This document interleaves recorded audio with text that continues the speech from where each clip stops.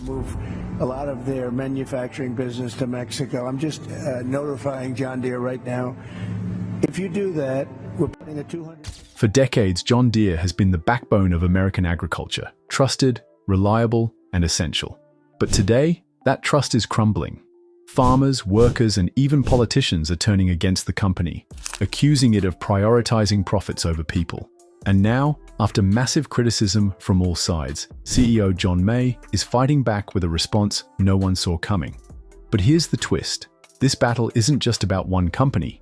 It's about corporate power, farmer independence, and the future of American manufacturing. What John Deere does next could change everything. From farmers struggling with skyrocketing repair costs to a political battle that could reshape the entire industry, this controversy is bigger than you think. Stick with me until the end, because what happens next could impact not just farmers, but every American.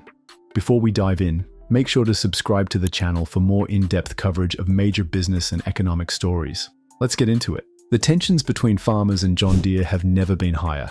Once seen as the backbone of American agriculture, John Deere is now at the center of a heated controversy involving repair restrictions, corporate decisions, and economic consequences.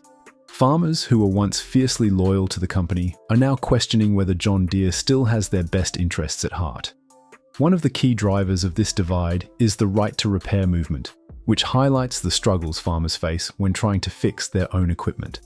Instead of being able to repair tractors and harvesters themselves, they are forced to rely on John Deere's authorized service providers, an expensive and time-consuming process that has left many feeling powerless. But the issue goes beyond repair restrictions. John Deere's recent business decisions, including mass layoffs and outsourcing jobs to Mexico, have fueled a broader debate about corporate responsibility. Farmers and workers alike feel that John Deere is prioritizing profits over people. With former President Donald Trump threatening heavy tariffs against the company, the battle is no longer just about farming. It has become a national economic and political issue. Farmers' frustration with John Deere did not emerge overnight. At the heart of their discontent is a long-standing issue that has only intensified in recent years: the ability or inability to repair their own equipment. John Deere's modern tractors are more than just mechanical equipment.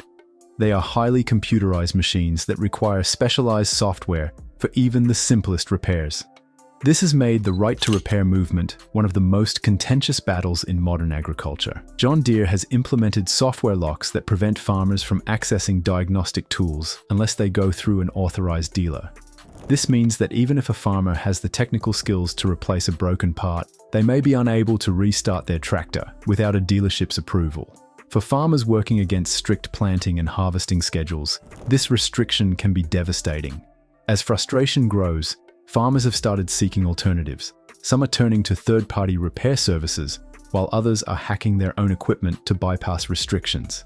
This has led to an underground market for John Deere software hacks, particularly in countries like Ukraine, where farmers have found ways to unlock their tractors without the company's approval.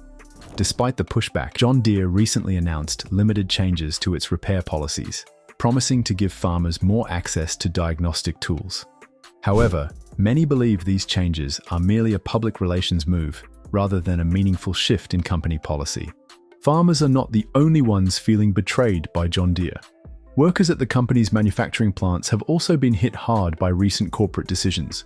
Over the past several years, John Deere has announced mass layoffs, citing changing market conditions and the need to cut costs.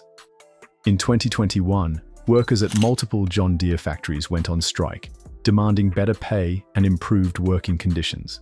Although the strike resulted in some wage increases, many workers felt that the company was still prioritizing profits over its workforce. John Deere's decision to shift manufacturing jobs to Mexico has only worsened tensions. In 2024, the company announced plans to move a significant portion of its production operations south of the border, a move that would lead to hundreds of job losses in the United States. This decision has not only angered workers, but has also drawn political backlash. As the controversy deepens, John Deere is now facing even bigger threats from the political arena. Former President Donald Trump has stepped into the fight, making John Deere the target of his latest tariff threats. His recent announcement of a 200% tariff on John Deere products imported from Mexico has ignited intense debate. If enacted, This tariff could fundamentally alter the company's business strategy and have widespread consequences for the agricultural sector. Trump's move is aimed at discouraging outsourcing and bringing manufacturing jobs back to the United States. However, the risks are undeniable. While some believe it will force John Deere to rethink its strategy and reinvest in American manufacturing, others warn that it could provoke retaliatory tariffs from Mexico. Given that Mexico is a significant importer of American agricultural products, such a response could put U.S. farmers in a precarious position, caught in an economic battle that ultimately increases their costs instead of alleviating them. John May has become the face of John Deere's defense, stepping forward to address the backlash from farmers, workers, and political figures.